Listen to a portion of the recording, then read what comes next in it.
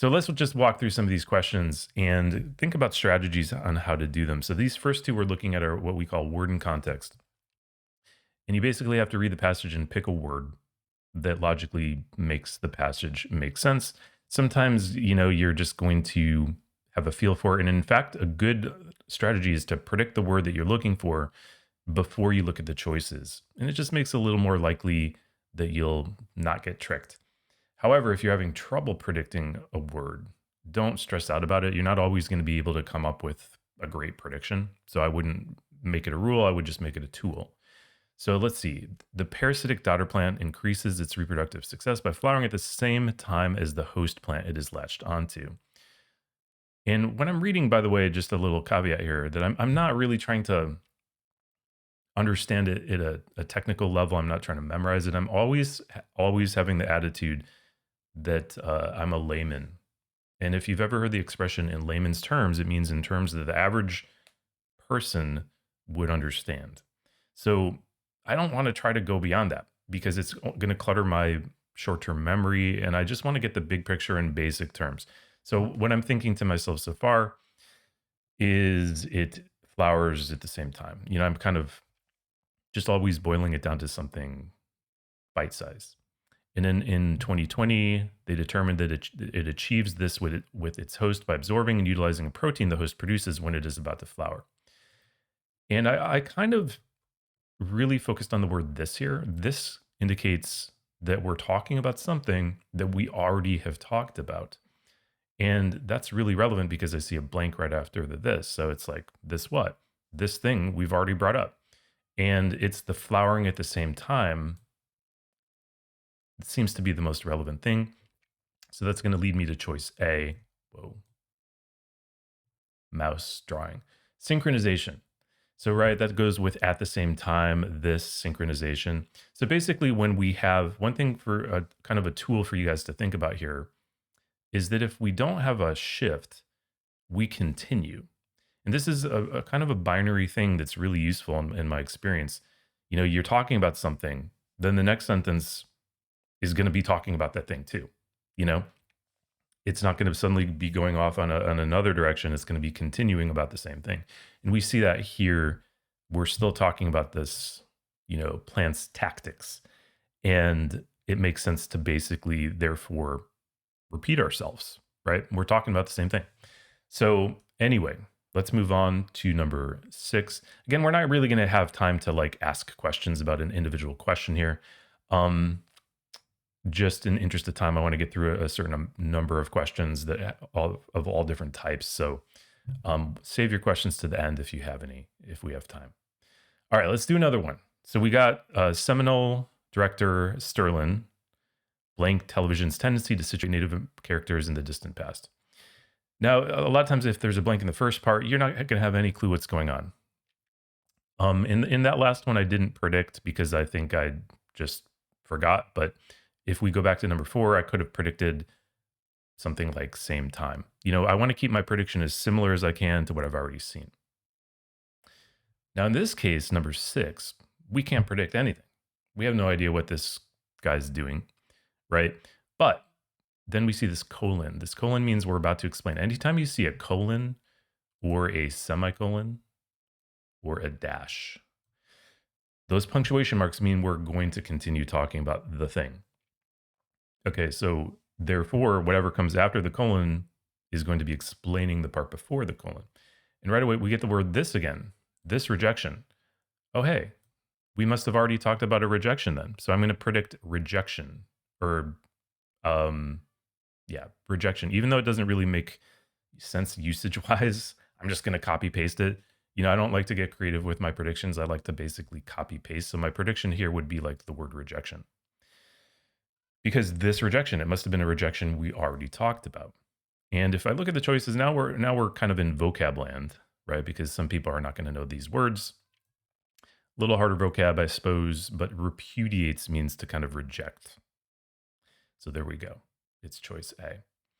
All right, so now let's move on to a different type of question. We're going to do some main idea questions, and we're going to do some function of a sentence questions. So here we have a main, a little passage. We'll just kind of go in order. I'll do the to main ID, and then I'll do the to function. Okay, so back to my mentality when I'm reading a passage, I'm like, it's not that I don't care about this subject matter, but I don't really have time to care that much. I'm going to read it, but I'm also not going to worry if I miss, like a little detail. And I'm certainly not going to worry if like there's a word I don't understand. I'm not going to get hung up on things. I'm looking for that layman's terms big picture. And I want to just kind of keep that as simple as I can. Now, you may have to read the passage pretty normally and carefully to get that big picture. But my point is, I don't want people stressing out and rereading it like a bunch of times to try to capture everything because it's not worth it. Inevitably, we're only going to be tested on the main idea on this question. And the very first thing I do is I look at the question for reading. I'm always looking at the question first to figure out like what I care about in the passage. Main purpose. Okay, great. So let's go through here. I'll just kind of narrate what I'm thinking. In 2007, he was working on converting printed books into digital. He found that some words were distorted enough digital scanners couldn't recognize them, but most humans could easily read them. Okay, so we're talking about book conversion. Based on that finding, he invented a simple security test to keep automated bots out of websites. The first version of the reCAPTCHA test asked users to type one known word and one of the many words scanners couldn't recognize. Correct answers proved the users were humans. So I'm just kind of reading this. I'm like, it's about CAPTCHA. He invented CAPTCHA. We all love CAPTCHA, typing in those letters to verify we're human. It's really annoying. Well, not really. Clicking on the pictures is annoying. Typing in the letters is not that bad. But anyway, this is the story of CAPTCHA being invented. So again, I'm trying to predict the answer in my own words before I look at the choices. So if we look at the choices here, it looks like we got choice A. Yeah, we're just discussing his invention of reCAPTCHA. And I won't go through every wrong answer choice. I mean, some of these I think are pretty obviously wrong. We don't hear about popularity. We definitely don't really spend much time talking about how digital scanners work. C might be a little tricky. Like C is like interesting to me because I could see somebody picking it if they didn't think about the text that much to call attention to his book digitizing project. But if we look back at the text, one tool that you can use is you can be like, how much of the time were we really talking about the book digitizing project? And is that really where we spend our time? Not really, right? We talk about it, but most of the time we're talking about, this test he invented, the CAPTCHA test. So it's like, is it really about the book digitizing? Nah, not really, so that's not right. So I'm going to jump over to number 11 here. This is what I like about the test. I was an English major. I like poetry. I like literature. It's nice to see some poems on the test because I think it's, nonfiction all the time is boring. Well, anyway, let's read this poem, and we want to, again, kind of get the sense of a poem. Just like any poem, it's figurative language, so we might not really feel like we exactly understand what's going on. That's kind of normal, kind of be okay with that. But you want to kind of pick up on maybe some basic things like what's the topic of this poem and like what's the main way we're describing the topic, or like in what light is this person casting the topic. And the SAT kind of usually gives you some helpful context. It's from a poem, a poet of our race, and she is addressing a Black author. So we have to read this poem, but let's just kind of get a sense of what it's saying if we can. It's saying, with stroke of mighty pen has told of joy and mirth. So you're writing about something joyful. You read the hearts and souls of men as cradled from their birth. Okay, so you're like reading people. The language of the flowers, you have read them all. Thou hast read them all. So you're like understanding the language of the flowers. And even the little brook is responding to your call. So so my summary of the poem, and again, we're doing a main purpose question, right? So I'm looking for my own summary first. This guy is in tune. He's in tune with nature, man. He understands animals. He understands brooks, people. So it's like he's in sync with the natural world. right? So that looks like choice A, doesn't it? To praise a certain writer for being especially perceptive regarding people and nature. It's kind of what we summarized. Again, I don't know if there's any kind of tricky wrong answers here. To establish he's read about stuff, no. Careful and detailed writing process, no, we don't see any of that. To recount fond memories, no. Where there's no spending time with this guy. He's just nature. So let me go in order here. We're gonna go do a function question here. Wow, I'm moving through these questions pretty quickly. Just we'll probably what we can do actually just in interest of that. If anybody is a student, well, I guess even if you're a tutor and you have a question, just raise your hand. Um, any questions so far? Let's just kind of go back, just because I realize I'm going to have plenty of time to take some questions here. Going back to number 4 and 6, is there anything that bothered you about these questions? Does anybody want to ask a question? Be like, or do you have an answer choice? You're like, wait a minute. I think that answer choice could have been right too, but you didn't talk about it. Or do you have any kind of confusion about, something that I explained? Or is it crystal clear? Okay, these are, I guess they're pretty, to be fair, those are pretty straightforward questions. Jumping over to the main idea ones. Anybody confused about CAPTCHA? You guys all hate CAPTCHA too, right? I'm not the only one who hates CAPTCHA. Or do you guys, are you like, do you rise to the challenge every time you're like, I'm going to identify those school buses? You know what I mean, right? CAPTCHA always has school buses. Anyway, no questions on that one. And then no questions. I know I said at the beginning, I'm not going to take questions, but I changed my mind. I am. Okay. Nobody is confused. Well, to be fair, many of you are professional SAT tutors. Wouldn't expect a lot of confusion at this point. But anyway. Oh, there were some raised hands. Interesting. Well, Blake, you can unmute anybody with a question if they do in fact have one. But anyway, for now, we'll move on. Let's do these function questions. And this is a little bit more interesting. Maybe if you're a traditional SAT tutor and you're like, what's a function question? I mean, you kind of, the real, I shouldn't say that. The real SAT has these, right? When we see the function of a sentence, but this is the way that I would approach it.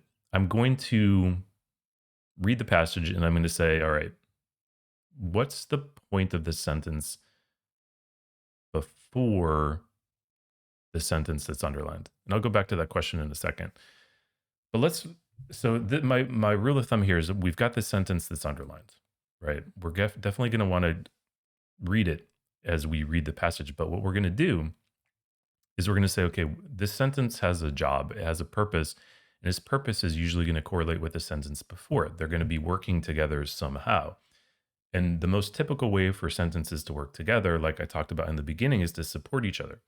An author brings something up, the author keeps talking about it. Then maybe sometimes the author shifts.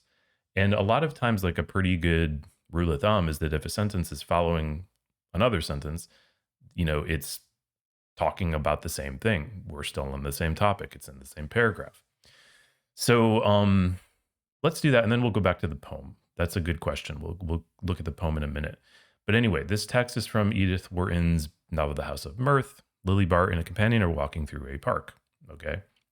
So let's see. Lily had no real intimacy with nature, but she had a passion for the appropriate and could be keenly sensitive to a scene, which was the fitting background of her own sensations. So kind of like a flowery way of saying like, and I'm focused on the but here. She's not really intimate with nature, but she is kind of sensitive to something. And I might not understand fully what that exactly means. But again, I kind of don't care for now. I'm just like, okay, she's sensitive. That's basically my takeaway. Now, let's look at the underlined sentence because this is the sentence we have to identify the function of. Again, we're going to try to predict in our own words first. So the landscape outspread below her seemed an enlargement of her present mood. And she found something of herself in its calmness, its breath, its long, free reaches. So this might be kind of an abstract situation here. It's like, what are we doing here? You know, it's like talking about the landscape now, but it's also talking about her mood, and she's kind of connected. So I'm like, okay, we learn about Lily.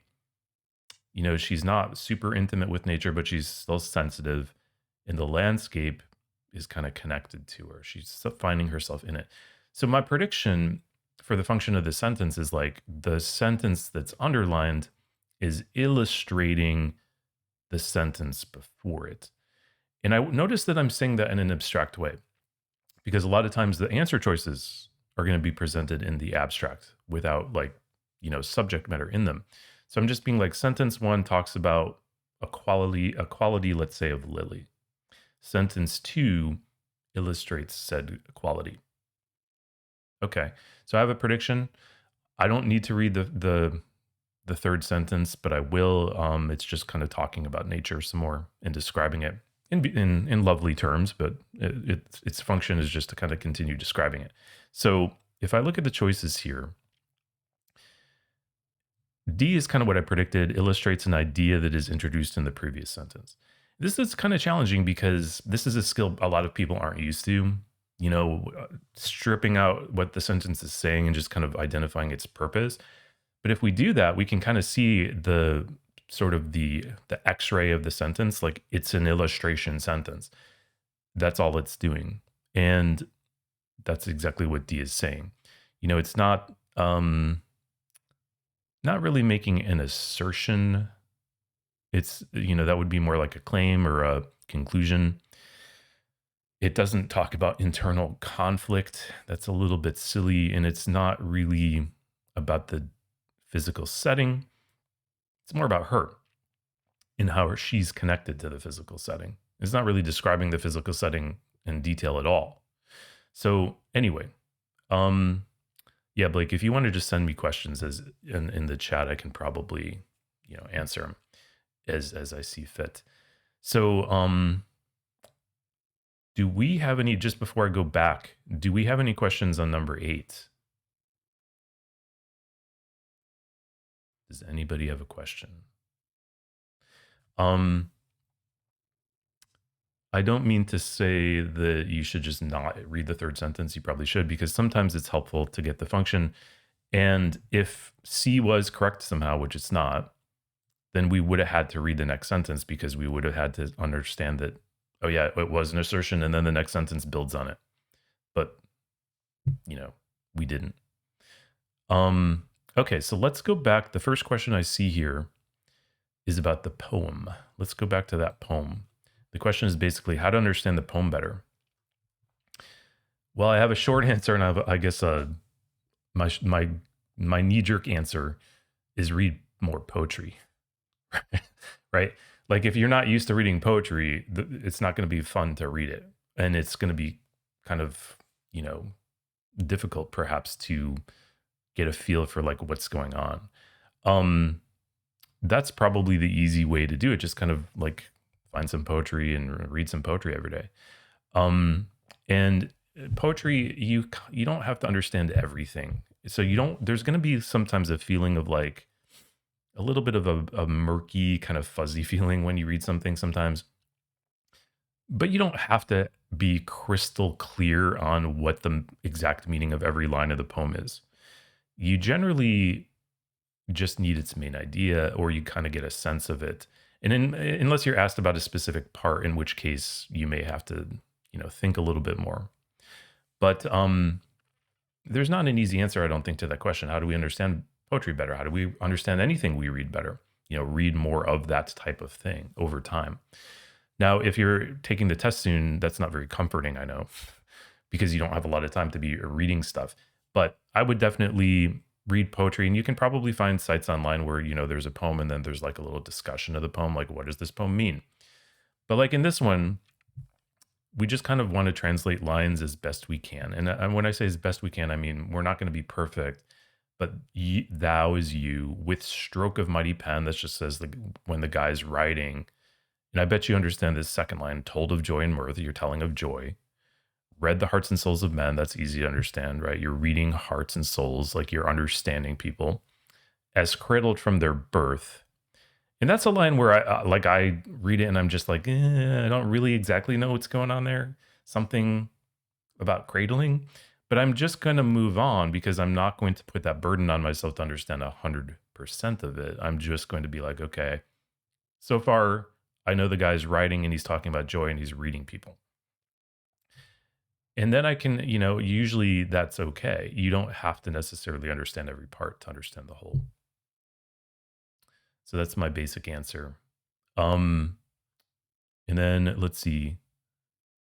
Do you expect there to be more vocabulary questions compared to what is currently on the paper version? Yeah, there are. I mean, Word in context, right? There's like a certain amount of them. Maybe somebody has a statistic for me, but I think we can count on there being several Word in context questions. So anyway, let's go back. Oh, where am I here? Let's do another. We did that function of a sentence. We got one more function of a sentence to go here.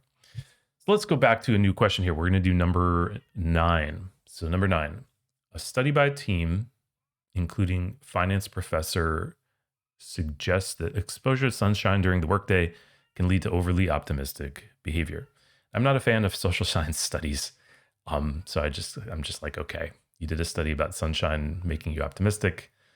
Kind of a lot of things to control for there, but whatever. So the first, I'm just thinking out loud here, and I'm like, all right, the same thing. Let's start to identify the function of sentences. So the first sentence is like, it's just like intro to this study. I'm going to put that label on it. It's just kind of introducing this study and its sort of conclusion. It's like a summary sentence. Now I want to think about the next sentence. Using data spanning from 94 to 2010 for a set of US companies, the team compared over 29,000 annual earnings forecasts to the actual earnings later generated or reported by those companies. And then I'll go ahead and read the rest of it while I'm at it. The team found that the greater the exposure to sunshine at work in the 2 weeks before a manager submitted an earnings forecast, the more the manager's forecast exceeded what the company actually earned that year. This is, again, kind of a weird study, but whatever. How do you measure sunshine at work? It just seems strange, but okay, fine. So I think it's a pretty easy passage to understand, right? Like we talk about the study, sunshine influences behavior. We used a bunch of data from the forecast, and here's our conclusion. Now, if we go back to the second sentence, what does it do in relation to the first sentence? That's the way we want to think about that. So the first sentence introduces the study. The second sentence kind of says how they did the study. So my prediction here is the second sentence is kind of explaining how they performed the study. It's sort of their method. And if I look at the choices here, it's C, to explain part of the methodology. Methodology means, the way they did the study. We're certainly not summarizing the analysis in the second sentence.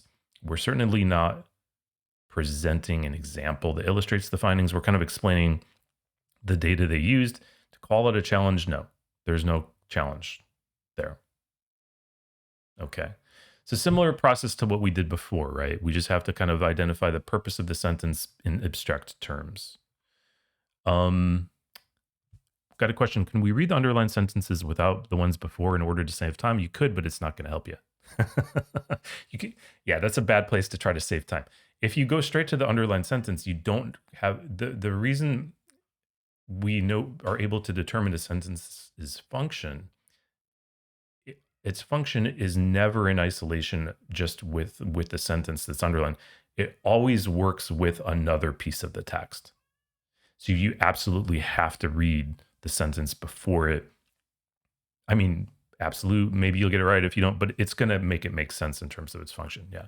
So great question, but yeah, you will have to connect it to something else in the text to determine its purpose. And that's how sentences work, right? They always connect to the sentences touching them. They're not unrelated. Good question. Yeah, I like questions. So if you got more questions, guys, fire away if you got them. All right, so we're going to move on to a different type of question, support for a claim. Now, those of you who are tutors and you've tutored the GRE, on the GRE, which is another standardized test that people take to get into graduate school, business school, or even law school, We have questions that are about strengthening an argument. And these are very similar to these questions, but they're way easier. In fact, we probably don't even need to break out like a sort of a complicated strategy. We can just use, kind of everyday logic that we all have. When things make sense, they're logical. So let's just see if we can get away with what I'm talking about here. So let's look at number 12. So we see illustrates the claim, which most effectively illustrates the claim. Well, claim is a claim, right? A claim is like an assertion or an argument. And how do we effectively illustrate it? We kind of say something that makes the argument logical or true or likely to happen. That's how we're going to think of this. So To You is an 1856 poem by Walt Whitman. In the poem, Whitman suggests that readers whom he addresses directly have not fully understood themselves. Writing. So, okay, so we just have to look for something that illustrates that people don't understand themselves. Does anybody really understand themselves? Probably not, right? But anyway, which quote will do this? Now, when we read A, again, this is getting back to like we have to sort of be used to reading poetry maybe a little bit to have this click, but I think A is pretty straightforward. A is correct. You have not known what you are. Okay, that kind of goes with not fully understanding yourself, right? You have slumbered upon yourself all your life. You slept upon yourself. You're kind of asleep, right? Your eyelids have been the same as closed most of the time. And every time I read this is harsh stuff, man. I mean, talk about like he's not sugarcoating it. He's basically saying you are sleepwalking through your life, buddy. But anyway, doesn't this seem like it's kind of like illustrating the claim that people don't understand themselves? He's basically saying it, right? In just different words. And that's the way that I kind of recognize that as the answer. The other choices are almost comically wrong. The meadows are big. No, I mean, we need something that goes with non-understanding yourself, right? And the other choices don't really do that. The D maybe somebody would pick, but it's not even about that. It's saying no one else understands you, but I understand you. We were looking for something that you didn't understand yourself. Readers didn't understand themselves. So hopefully that makes sense. And by the way, yeah, let me know in the chat if people are like, wait, the poem language bothered me, or it's not going to feel maybe 100% when you read a line of poetry, but I think we can kind of show that you don't always need to understand everything. Like, if you're like, hey, what the heck does slumbered mean? If you work around it, there's more than one place to get the answer from in that quote that you don't understand yourself. So anyway, cool. Let's do another one of these. Born in 1891. Martin is today considered to be one of the most renowned figures. By the way, renowned means famous. Some vocab going on there. But again, if you didn't know that, you can probably work around it. So, because we're not memorizing every word or using every word, and when we do these. So, in a paper for an art history class, a student claims that Chamby's photographs have considerable ethnographic value. And there's a word that when I see ethnographic, I'm like, do I really know what that means? And I kind of don't, to be honest. But I'm just like, okay, I'm just going to keep going. We have a dash. That means we're explaining what we just said. In his work, Chamby was able to capture diverse elements of Peruvian society, representing his subjects with both dignity and authenticity. So I'm like, okay, let's think about what we're doing here. Let's backtrack. What's the student's claim?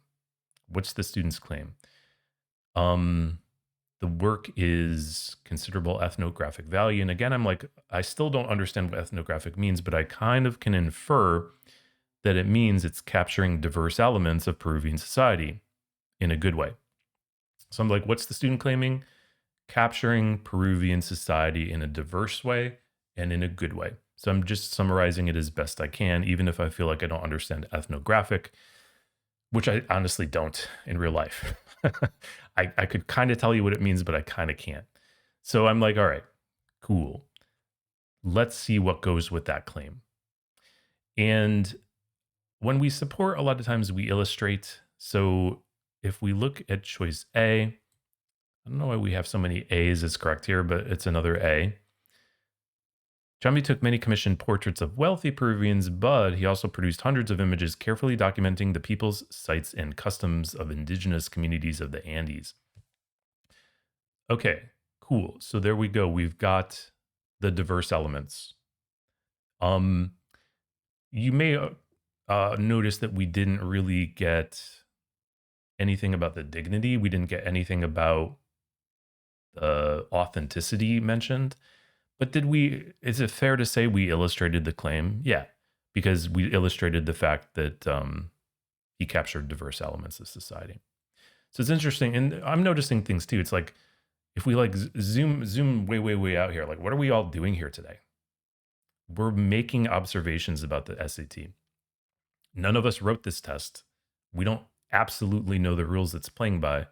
The only way that we can improve is by analyzing it and then making observations that we can later use on future questions.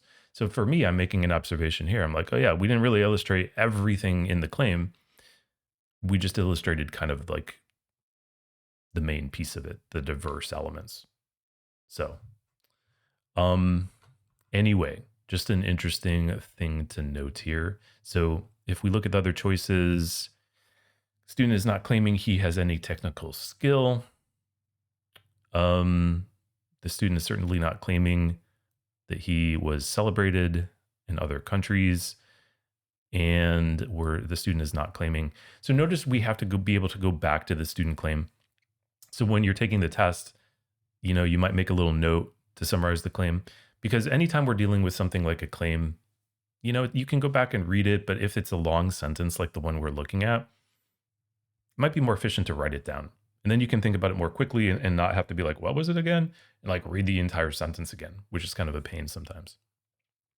So anyway, okay, great job, everybody. I don't know why I'm saying that. You guys didn't do any work. This is all me. I'm used to teaching classes where people are like answering questions for me. And again, you guys feel free to, if you have a comment or if you have a question, that's what we're here for. All right. Lots of stuff to look at here. We've got what I guess we could call like a data table question. And the nice thing about inevitably any kind of question like this, there's only going to be maybe a couple of pieces of the thing that we actually have to care about. And the good news from my point of view is that the passage, we're not going to have to care about everything because there's too much to care about. I mean, we could spend a lot of time like reading everything, but we're just going to look for the things that we need. We're just going to kind of look for the bigger picture of things. And let's start with the table. I do want to start at because I've noticed that when people read a question and then they have to go back to the table to like look at it, if they haven't preloaded the meaning of the table, they're going to get confused a lot of times. So what I like to do is kind of preload what's this table showing me and just get the lay of the land a little bit there.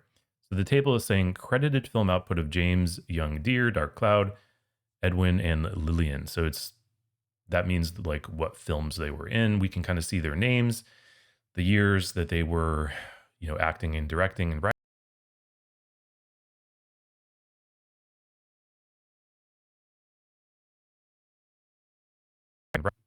Can you guys still hear me? Can I get just a nod?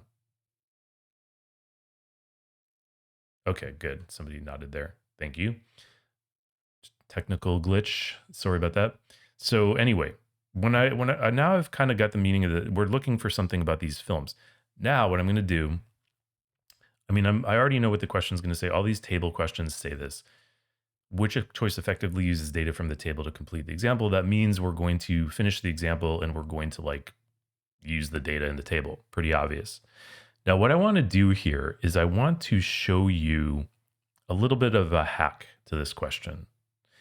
And the hack basically is that I only really need to read the last sentence. Now, I'm not going to say that you should always use this hack. I'm just going to introduce it that way because I think it's almost like a distraction. All this text doesn't really need to be there to get the question right. So let's just start with this. In fact, by the way, that means like we're still talking about the same thing and going into a, like even a higher level. In fact, so many films and associated records for this era have been lost. The counts of those four figures output should be taken as bare minimums rather than totals. It's entirely possible, for example, that now my prediction is that we need something that's going to show that the numbers are like actually higher in real life than the data indicates. And now I don't suggest you necessarily use this hack, and I'm going to explain how to read it in a minute, but really what we're looking for here is like, okay, we just need something that's true about the table that shows higher numbers in real life. And if I look through the choices here, it's going to be C. Because Lillian acted in far more than 66 films. The chart says she worked in 66 films. But saying that she worked in more, basically is saying what the sentence is saying, that, the figures in the chart are minimums rather than actual totals. And then the Edwin thing works out as well. Edwin directed more than 58 because in the chart it says he just directed 58. So anyway, a little bit of a hack that we can use there if we're doing this type of question, because you just need something that goes with the sentence at the end to fill in the blank from the table that's true about the table. Now let's just see what happens if we actually read this and see if it helps at all, because it might help. Let's just see. Some researchers studying these actors have turned their attention to the early days of cinema, particularly in the 1910s and 1920s, when people like James, Dark Cloud, Edwin, and Lillian were involved in one way or another with numerous films. It's just an intro sentence. Like, honestly, it didn't matter. I mean, it might help some people, I guess, to read that just because it's introducing the names of the people that you're later going to see in the chart. And it's also kind of like tuning you into the subject matter a little bit. It's not going to hurt you to read it. It's like only one sentence. I'm just kind of making the point that when I answered the question, I didn't have to think about that sentence. I mean, the less stuff I have to think about, the better from my point of view on when I'm taking a test. So, and then of course we didn't need to like read the chart and like look at every statistic in the chart, because that would be, completely unnecessary to answer this question. So anyway, the meeting code is baked into the link. If people click on the link, it should work to let them into the meeting. Oh, I see a question. They won't ask more than 2 poetry questions. I don't know. I think they might ask about 2. I have a feeling it's not going to be that many. It's not like a poetry test. So I have a feeling it's mostly not poetry. I guess 2 or 3 is my guess. And we could probably give you a better answer to that. By the way, you're probably here because you know about the Digital SAT Facebook group. So we'll put a link to that group in the end. A great place to ask questions. If you have questions about today or just general questions about the test, pop them in the group if you don't want to put them in the chat today. Or if, all right, see Blake. Or if I, didn't explain something to your satisfaction. Cool. Okay. So let's move on. Let's do a couple more questions here. Sugar God Tumor, what the heck are you doing? You're drawing on my screen, man. Let's see. Please don't do that. I was going to, freeze your ability to do that, but I don't know how. So I'm just going to resort to saying, please don't do it. SEPA, same thing. Don't draw on the screen. All right. Actually, Kyle, can I make you host to see if you can restore some order here? Let me just try to do that. Maybe Kyle will know how to stop. Oh, well, the funny thing about that is I can't do it because Blake was the host and he left. Therefore, stranding me without host powers. Okay, well, we'll make do. I think it'll be fine. If you did draw on the screen, try to erase your drawing, if you don't mind. Okay, moving on. Logic. So what do we mean by logic? This is again hearkening me back to my GRE tutoring. If we're picking something that logically completes the text, this is the way that I want you guys to think about this, is that it's going to be like an illogical situation, a paradox, two things that don't make sense at the same time. How could this be? It's a paradox.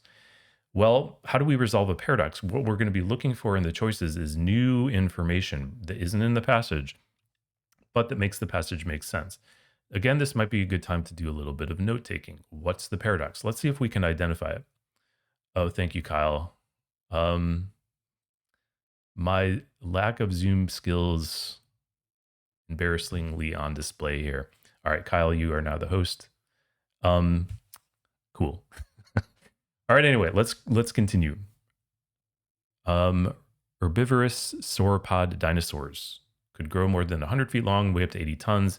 Some researchers have attributed the evolution of sauropods to such massive sizes to increased plant production, resulting from high levels of atmospheric CO2 during the Mesozoic era. So kind of a mouthful there, but I'm boiling it down to, like, we're saying that the high levels of CO2 is what made these guys big, right? So I'm picturing like a brontosaurus, this giant thing. However, there is no evidence of significant spikes in CO2 coinciding with relevant periods in sauropod evolution, such as when the first large sauropods appeared and when sauropod lineages underwent further evolution toward gigantism, or when sauropods reached their maximum known sizes, suggesting that. So what we have here, if we just think about, and the skill of identifying the purpose of a sentence is pretty useful. By the way, if you're not muted, please mute yourself. The purpose of the sentences is pretty useful here because these are kind of complicated sentences, right? It's like, what did we just read? Well, let's boil it down to, like, the first sentence introduced, sort of one of the reasons that they thought that sauropods were so big, and it's from this carbon dioxide. The second sentence's purpose we see with this, however. So we're like, actually, there's no evidence of this. And what does this suggest? So what it's going to suggest is something that explains the paradox or the conflict here. And again, we might want to write down conflict is, the theory is big size from CO2. Conflict, there's no evidence of high CO2. How can this be? So we're going to keep an open mind. We're going to look at the choices. By the time we get to choice B, we know we're right. So the evolution of larger body sizes in sauropods did not depend on increased atmospheric CO2. It's like, okay, they were wrong. That explains it. It's like they got big from some other reason. So that's going to explain the paradox because it's resolving both parts. They got big. There was no CO2 in the atmosphere. Why? Oh, because you didn't need the CO2 to get big. Logical explanation. So that's kind of what we're looking for. Oh, sorry. Kyle is telling me. Yeah, I tried to make you host, Kyle. If it doesn't work, no big deal. We're almost done. Anyway, but we're looking for something that logically completes it. So hopefully that makes sense. Again, go ahead and put it in the chat. There we go. Sorry, Kyle. I just didn't click the confirmation. So what I would encourage you to do with the logical kind of question here is to say, okay, what are the two things that don't make sense? Make a note of them in simple terms because you're going to have to think about them both. You definitely don't want to have to be rereading these sentences again and again because they're pretty complicated. But once you've done that, then you can look for an answer choice that kind of like makes them make sense. Like, oh, they didn't need the CO2. Cool. Now everything makes sense. They got big from some other reason. The wrong answers here, I guess, A doesn't really go far enough because it might kind of help, but it's kind of irrelevant. And the common wrong answer type we see for this kind of thing is something that is just irrelevant. It doesn't really clear it up. Why doesn't A clear it up? A is just saying fluctuations in CO2 affected different lineages differently, but it's not explaining like why, why they got big. It still doesn't clear up the fact that there wasn't enough CO2 to, support the theory. Um, Same thing with C, and these are actually pretty tricky if you're not used to this type of question. C says the CO2 is higher when the largest lived than it was when they first appeared. And one thing that I sometimes do, like if my brain can't see how this explains it, sometimes I just kind of feel dumb, and I'm like, is it just me and I don't see the connection here? But a lot of times that'll mean it's just irrelevant. It's not affecting both things that we need. And this is why it's so important to boil the things that you need down to something bite-sized so you can think about them clearly. It's super important. So the big takeaway, I think it's a pretty challenging question, actually. So the thing that we need to be good at is, okay, what is the theory? What is the however sentence do? And then we can think clearly. And then D is also irrelevant. They probably wouldn't have evolved to such immense sizes if atmospheric carbon dioxide had been even slightly higher. Well, yeah, that doesn't explain how they got big without CO2, So anyway, interesting question, a little bit tricky, but those are the skills. All right, and our final type of question here, notes taking. This is my, well, you guys can still read that. I'm sorry, I don't know how to clear it. Whoever drew on the screen there, you have made your mark on our class. Don't know who it was, but I honestly don't know if I can clear it because it's beyond my Zoom technical skills. So anyway, it doesn't matter. I'm just joking. I try to, I'm trying to enjoy this seminar because at the end of the day, is the SAT exciting? Actually, all the tutors in the room are like, yeah, it's exciting. I love the SAT, man. All right, note taking. This is one of those things where, as you might imagine, do you have to memorize all the notes? No. Let's just go straight to the question. The student wants to present the study. Okay, so there must be a study and its findings. So what the study found. Which choice uses... So I think the question is always going to say the same wording, like which choice uses relevant information from the notes to accomplish this goal. So when I'm reading the notes now, I have something to look for. There's got to be a study and there's got to be some result that the study purports to be true. So I'm going to read every note, but I'm also going to kind of like, ultimately some of the notes are going to serve to just introduce me to the subject matter. And that's what I see with the first note. Pterosaurs were flying reptiles. Okay, that's not a study. It's just a definition of what a pterosaur is. Okay, here's the study. A 2021 study. They analyzed fragments of pterosaur jaw bones. Okay, so that sounds like a study. So I'm like, they studied the jaw bones. She was initially unsure if the bones were juvenile or adult. Okay, so that's like what we're trying to figure out, I suppose. They looked at the bones with a microscope, and they said they had few growth lines relative to the bones of fully grown pterosaurs. So that means they're not very much like fully grown ones. And then the finding is that they were juvenile. So if we were to take our own little notes here, we'd be like, okay, pterosaur study, jawbone shows that it's juvenile, right? So which choice is going to be right? We want to just basically say that. It's just, we need a choice that kind of says both of those things. So if we looked through these choices, D is the only one that actually does that.